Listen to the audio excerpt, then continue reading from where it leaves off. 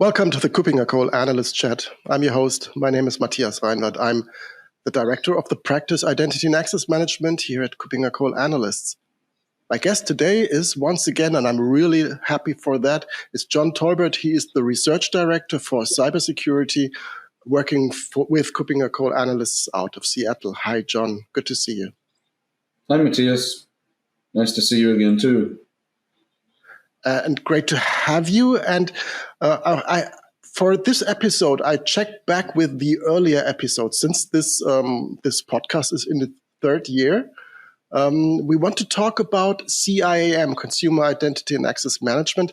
And we did the last episode on that topic, and I have to check it, on the 14th of December 2020.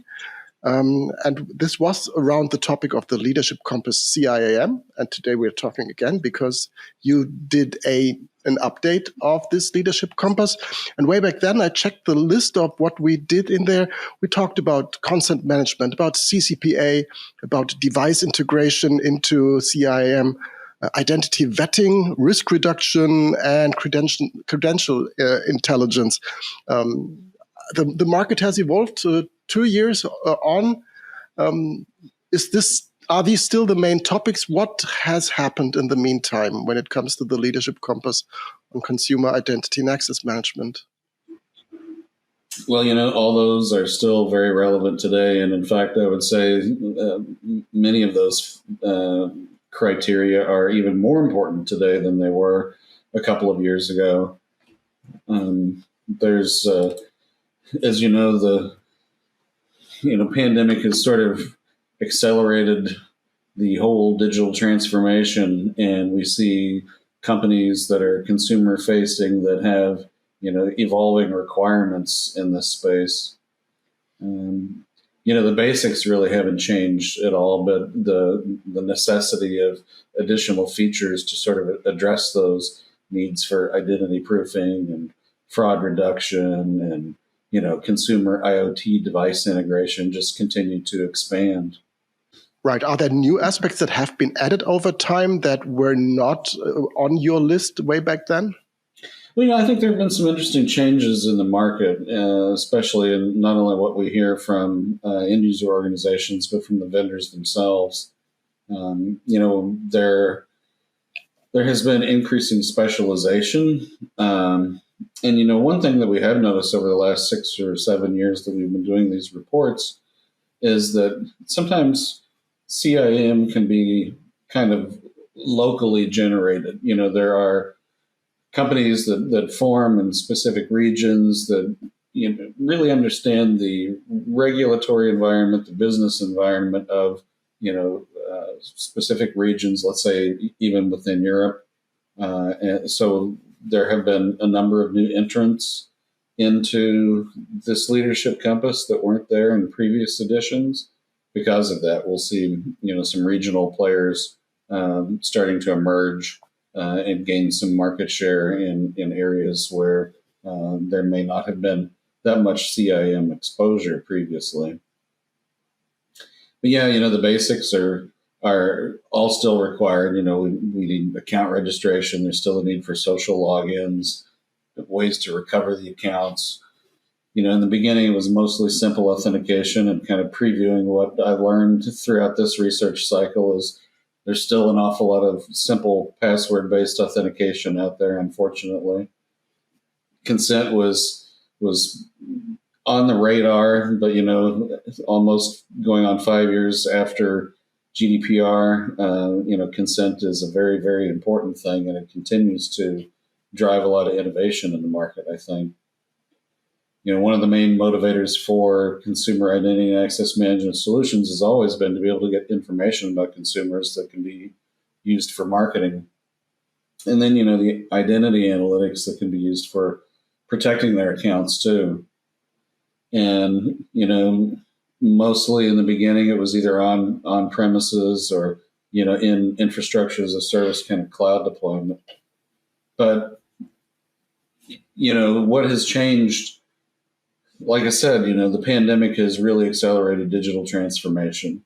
This means every business that really wasn't trying to have a good web presence now needs that and has needed it for the last couple of years. So the market has grown quite a bit, I think.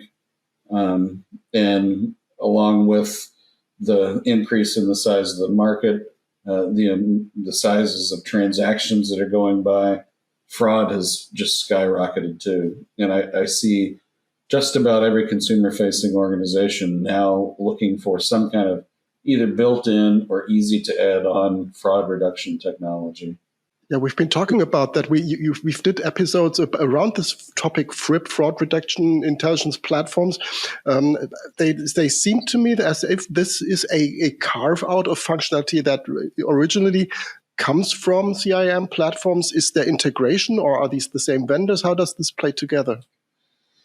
It's mostly different vendors that can collect various forms of intelligence from many different sources and compile that and make that easy to consume and integrate by, let's say, CIAM applications or even other lines of business applications. So the fraud reduction intel platform market is a highly specialized market, and I'm starting that research cycle actually right now to update that. But yeah, from the CIAM perspective, most of the vendors offer one or more integrations with different fraud reduction intel services. And then we also see increased need for identity proofing, and it's part of the overall fraud reduction picture, but it's also become highly specialized. And it too is kind of a fragmented market too, where identity proofing specialist companies will work in specific locales, have access to authoritative attributes, maybe from government or school sources, to be able to provide that, to offer a higher level of identity assurance at the time of registration, or, even periodically if it needs to be. That's been the case for, banking and in the financial market for many years, the need for identity proofing at the time of setting up accounts. But we're starting to see that move its way into other industries outside of just banking and finance. Yeah, I just did an episode with Alejandro Leal, who did a Leadership Compass on passwordless authentication. I see that on the slide that you're just sharing with me, that this also has arrived in CIAM. Is this the same flavor of passwordless authentication? Is it WebAuthn and the FIDO2 standards? Yeah, I think that's a really good way of addressing the need for passwordless. Some of the things that we learned were a lot of, even though the vendor products in many cases are FIDO compliant, they are not being as widely used by the consumer-facing organizations as we would like to see. So we still see a lot of password use. It'd be great to be seeing more MFA usage, especially passwordless. Many of the same mechanisms and the same vendors that are kind of in these passwordless markets certainly work with consumer-facing and customer-facing use cases. We now hear more and more about the need for B2B, business to business and business to business to consumer or customer kinds of use cases as well. And pretty much across the board, the companies that participated in this survey say that they're seeing a huge increase in the number of customers and prospects that are looking to use CIAM for these B2B kinds of use cases. But these use cases also mean that you need to apply some kind of access control as well. So that you're structuring an organization, your customer organization, when it's B2B or B2B2C. So this goes away from the flat, simple consumer and goes towards a structured organization that needs to be well reflected. And these are these use cases that you're talking of right now, right? Yeah, exactly. Simple consumer interactions may not require the extensive kinds of access control that you're hinting at there. And I think that's exactly what's going on in the market with B2B use cases. You do need much more sophisticated access control mechanisms built into that. And, there are a couple of cases where we have vendors in this market that really specialize in those granular authorization for B2B sorts of use cases.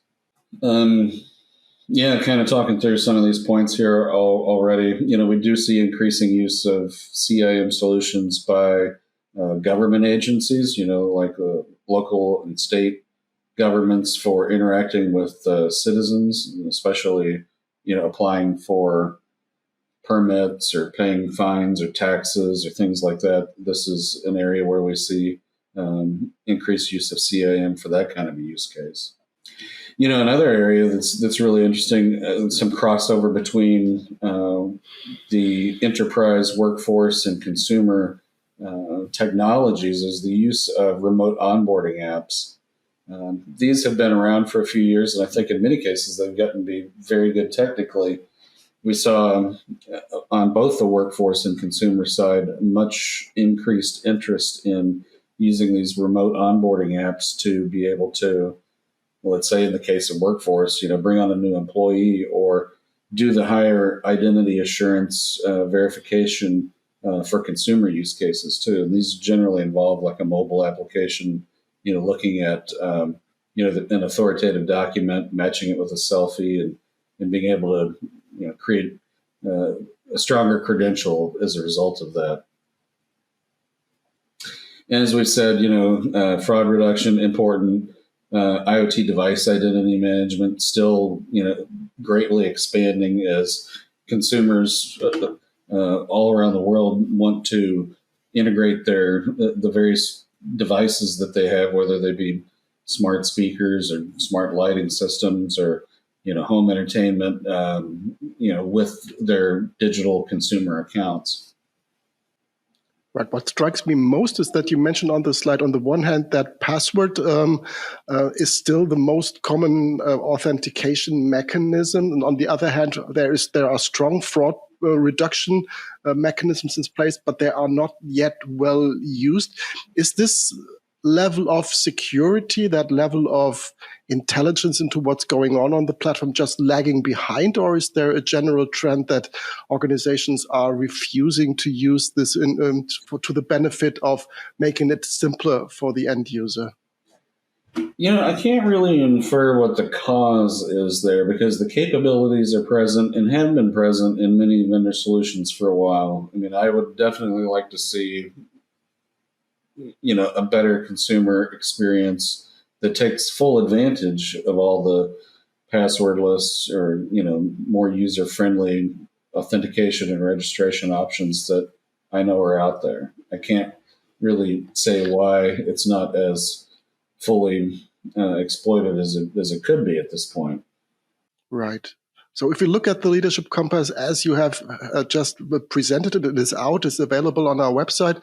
When you look at these solutions and are comparing them with each other, and that they are as diverse as you've mentioned, what are the criteria that you apply when you evaluate these different products against each other? Well, in addition to our standard list of categories where we look at things like security and functionality, interoperability, deployment, and then, the overall market standing, financial position, ecosystem. We look at specific technical criteria for each Leadership Compass, and these are the categories that I chose to look at this time around for this Leadership Compass. There are many similarities to previous editions because much of the functionality needs to be there. It's been gotten more detail around the kinds of things that are needed and more offerings in these specific categories as well. But, what we see here are the main categories that I reviewed for this Leadership Compass, and it covers onboarding, identity assurance, account takeover protection, authentication, consent management, IoT device management, identity analytics, and marketing integration. I'll just add one thing at the end here about marketing integration. In the beginning, many CIAM solutions tried to pull a lot of marketing analytics functionality directly into the platform. But, over the last few years, we've seen more of an emphasis on just providing integrations to other data analytics solutions that are out there. So this is the marketing integration is kind of a measure of, connectors for third party, as well as any built-in capabilities that a solution has. Right. If you look at the market, we're 2 years from the last edition away. What has happened in the market? Is there still a rapid change? Are there new entrants? Are there consolidations, mergers, acquisitions? And is it still an active market? Yeah, it definitely is. I mean, there are a number of new entrants. I think this is our largest report yet in terms of number of vendors covered. And, as I said, they're coming in from, maybe specific regions, to address those regional business and regulatory needs. There have been some consolidations. There have been a few acquisitions that are in progress. And I would kind of predict that's going to continue as some of the smaller vendors that are surveyed here continue to gain ground. There's room for alliances and acquisitions between them as well. Right. So if we take a sneak peek at the results, what can you share with us when it comes to an overview of what has happened in the meantime? Sure. So this is the way the overall leadership graphic turned out this time. I won't read through all of it because there are so many vendors, but I'll just pause here for a minute and viewers can take a look.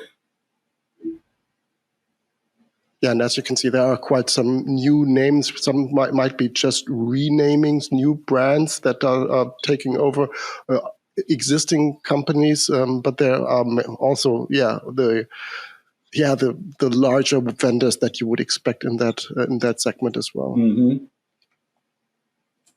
So I'll move on to the product leader. In this category, we look at sort of an amalgamation of functionality and security within the product, how it can be deployed, overall, product integration.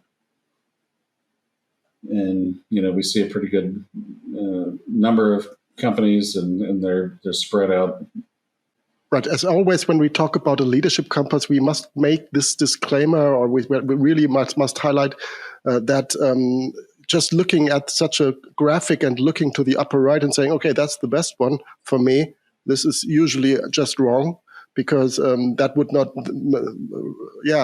justify to have a report of, I don't know how much pages you have, 40, 50, 60 pages of your document with detailed analysis of all these vendors, because in the end, the Leadership Compass is a tool for the individual organization to identify the solution which fits better for them, and that does not necessarily need to be the one to the right upper corner, but it might be also some other vendor, some other service that makes much more sense for them, and to choose that properly. So it's really recommended to do this analysis with your own requirements, with your own use cases in mind. Yep, I think that's an excellent point. Each vendor has specific strengths and challenges, and what any given organization's requirements are may match any number of different vendors. It's best to look at the whole report, not just the graphics, but read the details. We try to include as much relevant technical detail as we can fit into it. So check it out. Right, and as I can see from this list of vendors that are just in this graphic, that hints at quite an amount of work that you did, because the sheer number of vendors, I know you do briefings, I know you do fact checks with them. That looks like quite a substantial amount of work, but it's a great result to build upon for those who are trying to identify the right service for them. Anything that strikes you when it comes to innovation? You've mentioned you're showing this innovation leadership. Which vendors come to your mind when it comes to specific innovations that have not been there 2 years before? I'm really looking at those that provide, really either good built-in. In some cases there are some built-in account takeover protection, or some are offering those remote onboarding apps, SDKs to make it easy for a customer to build in a connection to the CIAM provider from their own application. Um, and those which are doing things that are really interesting in terms of making it easy to integrate and manage consumer device identities, as well as consent, kind of everything that we've talked about before. Right. So this really looks like a document that is of interest to many of our listeners and to the audience. So it's available on our website. I would really highly recommend that you head over to KuppingerCole.com and pick your copy of the Leadership Compass CIAM, the 2022 edition that you just published. Any final words that you want to share before we close down? It's really interesting, and I know this is a topic that I'm dealing as an advisor in many of our projects just right now, and this is really just the topic of this is really of interest to many organizations right now. Yeah, it's always a fascinating topic to research and write about, and any questions, let us know. Thanks for taking a look at it. Absolutely. And also to the audience, if you have any questions, if you're watching this on YouTube, please drop your comments below and your questions, and we will pick them up. If there are topics that we should cover in this podcast that we have not yet covered or not yet covered in detail, let us know. If there's feedback of any kind, again, let us know either on YouTube and below in the comments, or just reach out to John and me if you have any specific questions or comments. We are happy to answer. Thank you very much, John, for being my guest today, for spending the time, for doing this awesome amount and results of this work. Really looking forward to digging deeper into the document, also as part of my toolkit when it comes to doing advisory work. Thanks again, John. Looking forward to seeing you soon and again for another episode. Goodbye, John. Bye-bye. Thank you, Matthias.